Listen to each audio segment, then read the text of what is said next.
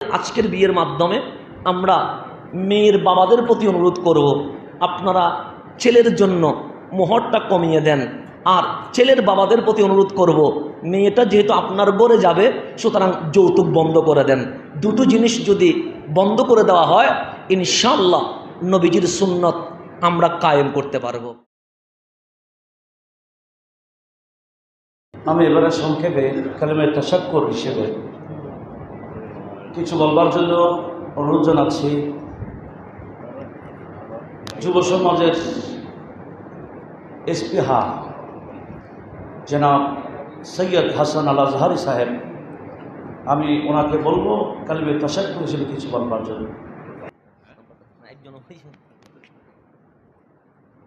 আসসালামু আলাইকুম ওয়া রাহমাতুল্লাহি ওয়া বারাকাতুহু।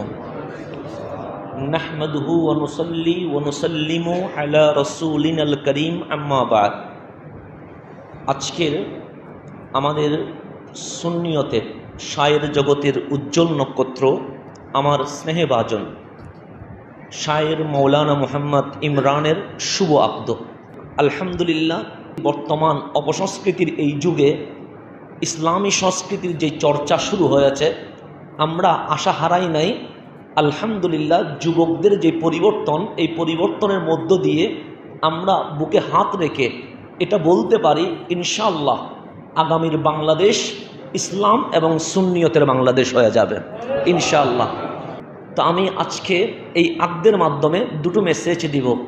যেহেতু ইসলামী সংস্কৃতির কথা এসেছে, আলহামদুলিল্লাহ যৌতুকের বিরুদ্ধে আমরা যুগের পর যুগ, বছরের পর বছর আন্দোলন করেছি এবং এর মাধ্যমে অসংখ্য যুবক যৌতুক না নিয়েই বিয়ে করছে।